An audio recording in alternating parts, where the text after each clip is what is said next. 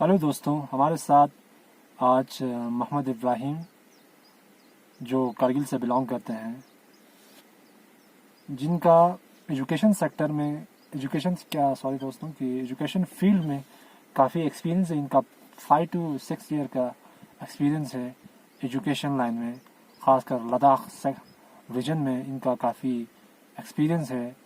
इन्होंने बच्चों के साथ काफ़ी इन्होंने समय बिताया है, ख़ासकर इस रीजन में। तो इस लद्दाख रीजन में एजुकेशन सेक्टर में क्या क्या मुश्किलात हैं, क्या क्या डिफ़िकल्टीज़ बच्चों को पेश आता है, इनसे हम कुछ सवाल करेंगे।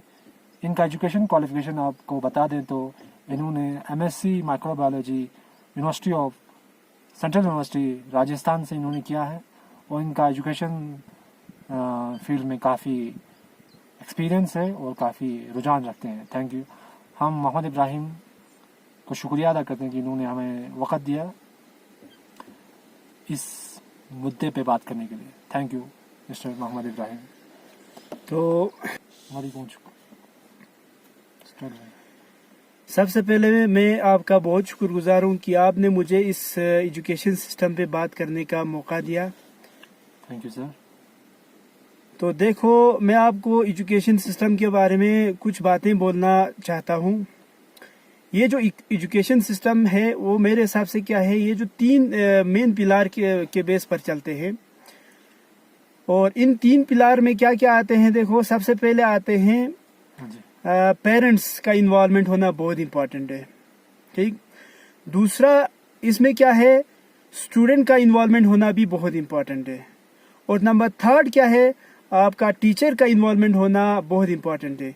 ये 3 पिलार अगर अच्छे से स्ट्रांगली अगर चल पाए तो एक एजुकेशन सिस्टम जो है बेहतरीन अंदाज में चलेगा। अगर इन 3 पिलार में किसी भी पिलार में अगर कमजोरी महसूस हुआ तो हम ये समझ सकते हैं कि एजुकेशन सिस्टम जो है वो वीकनेस इसमें आ जाएगा। हाँ, ओके सर। सर आपसे हम ये जानना चाहते हैं कि आपने 5-6 साल खासकर कारगिल रीजन में आपने पढ़ाया बच्चों को, तो आपका क्या एक्सपीरियंस रहा बच्चों के साथ, यहाँ के पेरेंट्स के साथ, और ख़ासकर हम ये जानना चाहते हैं कि यहाँ का एजुकेशन सिस्टम आप थोड़ा हमें डिफ़ाइन कीजिए कि how it is different from other parts of our country. Thank you. तो जैसे कि आपने इसमें 2-3 क्वेश्चंस पूछा। सबसे पहला क्वेश्चन था कि पेरेंट्स के साथ क्या रिश्ता रहा है इस एजुकेशन फील्ड को लेकर।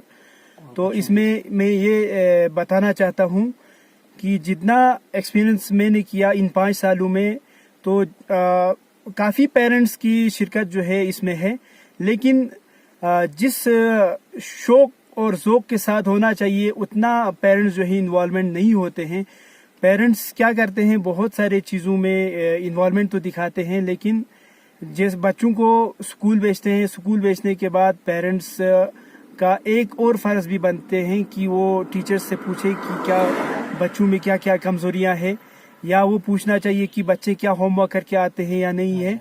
और साथ ही साथ में पेरेंट्स का और एक फ़र्ज़ ये बनते हैं कि वो घर पे जब भी बच्चे वापस आए उन पर भी थोड़ा नज़र रखना इनका एक फ़र्ज़ बनता है। सर आप फिर हालांकि हम ये कह सकते हैं कि जो हम देखते हैं बाहर आउटसाइड हमारे रीजन कि वहाँ के जो पेरेंट्स का काफ़ी इन्वॉल्वमेंट रहता है अपने बच्चों के साथ एजुकेशन सेक्टर में, या प्लेइंग जब कोई को गेम्स खेलता है तो उनमें काफ़ी उनका इन्वॉल्वमेंट रहता है बच्चों की, बच्चा कर क्या रहा है। और ख़ासकर एजुकेशन वो लोग स्कूल के साथ, टीचर के साथ काफ़ी उनका रिलेशन पेरेंट्स का काफ़ी अच्छा होता है। टाइम टू टाइम वो लोग स्कूल विजिट करते हैं। लेकिन आप ये कहना चाह रहे हैं कि यहाँ पर ऐसा इसमें थोड़ा कमी है, ऐसा आई एम करेक्ट सर? जी ज़रूर। तो जितना बहुत सारे पेरेंट्स ऐसे भी हैं कि जो इन्वॉल्वमेंट बहुत अच्छे अंदाज में करते हैं, और भी होना चाहिए। आप ये कैसे? हाँ, मेरे हिसाब से है मैक्सिमम पेरेंट्स को होना चाहिए। लेकिन अभी जो अगर हम देखेंगे बहुत मतलब नंबर ऑफ पेरेंट्स बहुत कम है जो बच्चों की तरफ फोकस कम देते हैं।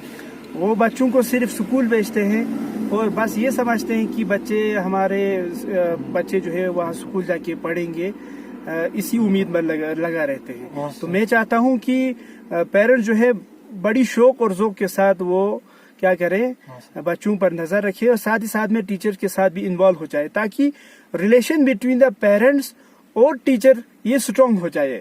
अगर ये दो रिलेशन अगर स्ट्रांग हुआ तो मैं ये भी समझूंगा कि टीचर्स का स्टूडेंट के साथ रिलेशन बिल्कुल ये बन जाएगा। बिल्कुल सर, ये फिर ये स्टूडेंट्स का क्या यहाँ पर आपके साथ एक्सपीरियंस रहा कि students how it is different from other parts of our country की यहाँ के स्टूडेंट्स का आपने रुझान क्या देखा?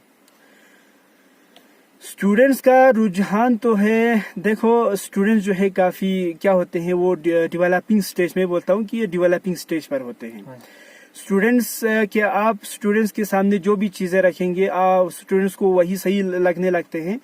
अगर पेरेंट्स जो है अगर स्टूडेंट्स पर फोकस नहीं करेंगे, अगर पेरेंट्स जो है या टीचर्स जो है दोनों मिलकर अगर स्टूडेंट्स को ज्यादा से ज्यादा जज्बात देकर, इंस्पायरेशन देकर अगर उस एजुकेशन की तरफ फोकस करने की कोशिश करेंगे, तो मुझे उम्मीद है कि स्टूडेंट्स का इन्वॉल्वमेंट भी एजुकेशन को लेकर वो पढ़ाई में बहुत शौक के साथ वो शरीक हो जाएंगे।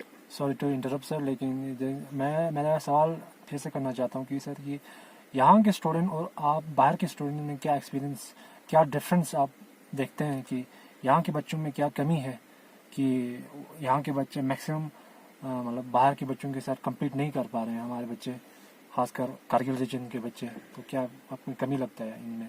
हाँ, यहाँ के बच्चों का देखो competition with other region of country अगर देखेंगे तो बहुत सारे बच्चे शरीक होते हैं कंपटीशन में और काफी हद तक आगे भी जाते हैं, लेकिन इस मच नहीं है ना सर, इतना मुझे नहीं लगता इतना कंट्रीब्यूशन है।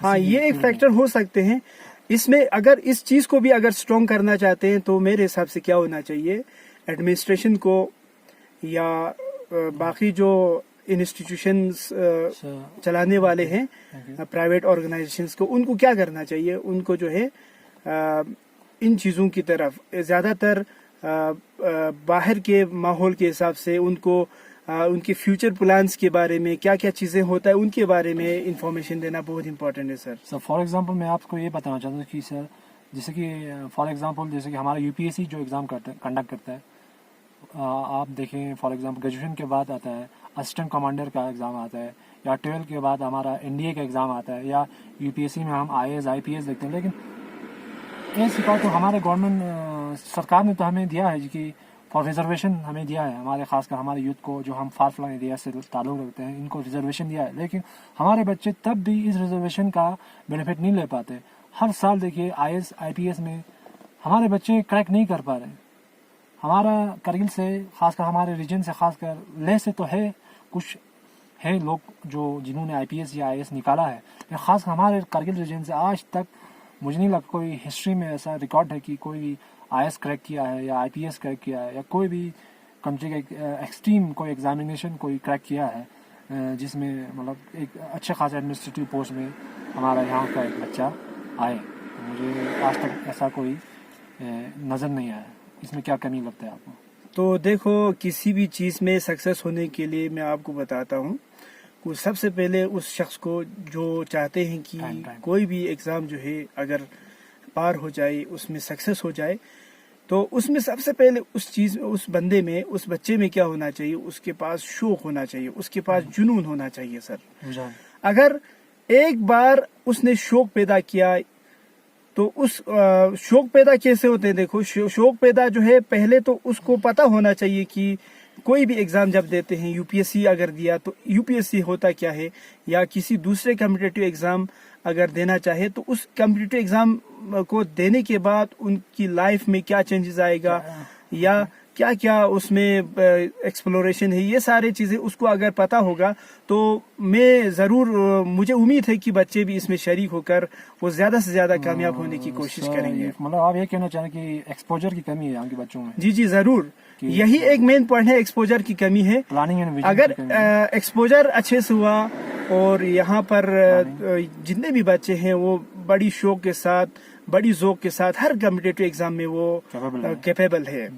ओके सर, मतलब प्लानिंग और विजन की कमी लग रहा है आपको शायद? हाँ, मुझे जहाँ तक मुझे लगता है कि इनको एक्सपोजर की बहुत जरूरत है सर। हमारे पास थोड़ा टाइम की कमी है सर, थोड़ा आपको लास्ट क्वेश्चन आपसे पूछते हैं कि सर जो भी कम्पिटिटिव एग्ज़ाम है, जैसे कि आजकल नीट का एग्ज़ाम है या JEE का एग्ज़ाम है या NDA का एग्ज़ाम है सर, तो हम जब बाहर जाते हैं मैक्सिमम हमारे बच्चे यहाँ सर जो बच्चे हैं उनको एजुकेशन के लिए माइग्रेशन करना पड़ता है, या जम्मू या दिल्ली या श्रीनगर या पंजाब या चंडीगढ़।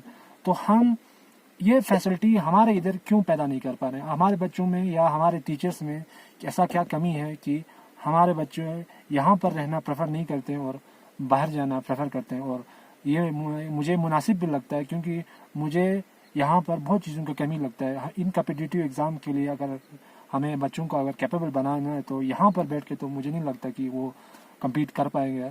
तो क्या कमी है कि हमारे यहाँ पर ऐसा फैसिलिटी अभी तक मुयस्सर नहीं है हमारे बच्चों को?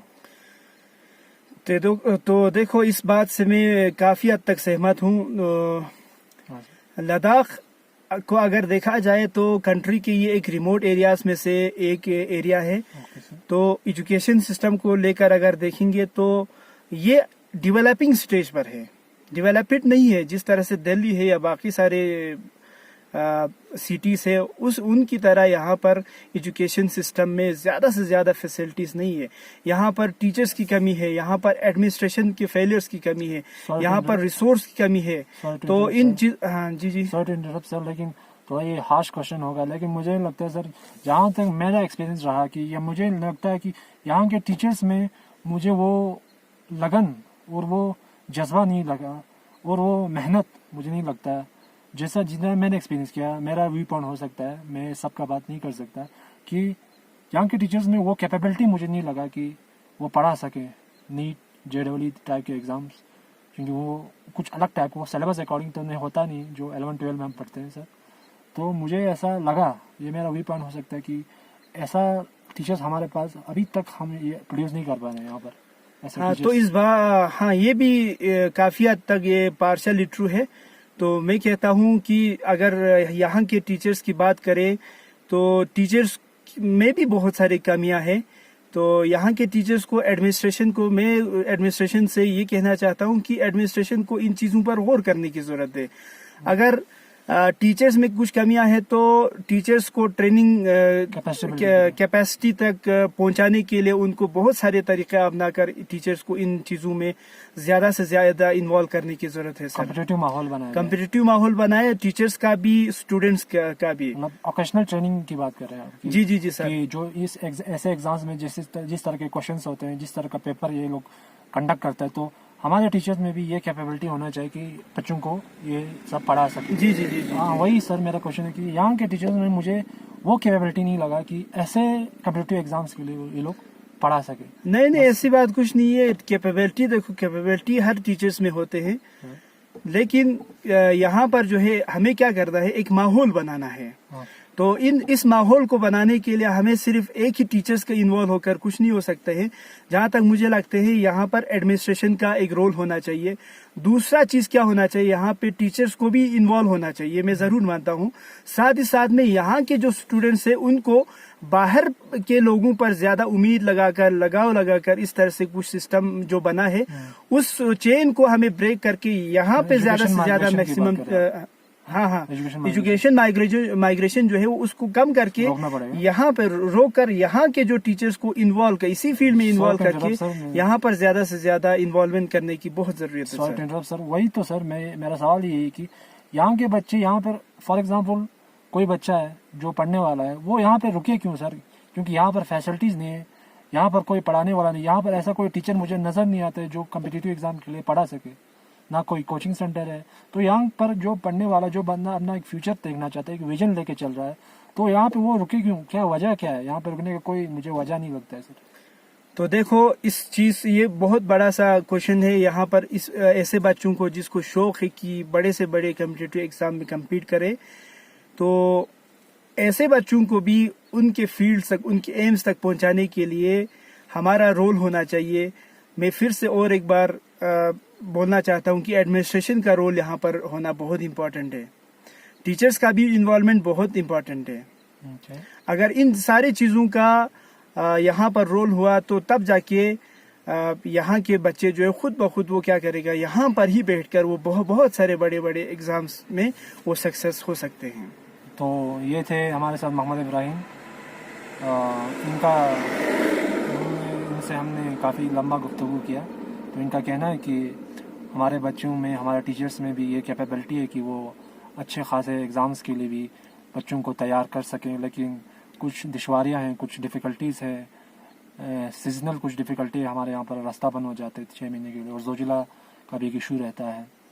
तो बहुत सारे इश्यूज़ हैं, इन सब को हमें इन सब बैरियर्स को हमें हटाकर आगे बढ़ने की ज़रूरत है। तो इसमें टाइम लगेगा, लेकिन मुश्किल नहीं है। तो इसी उम्मीद के साथ हम आज आप लोगों से विदा लेते हैं। तब तक के लिए थैंक यू।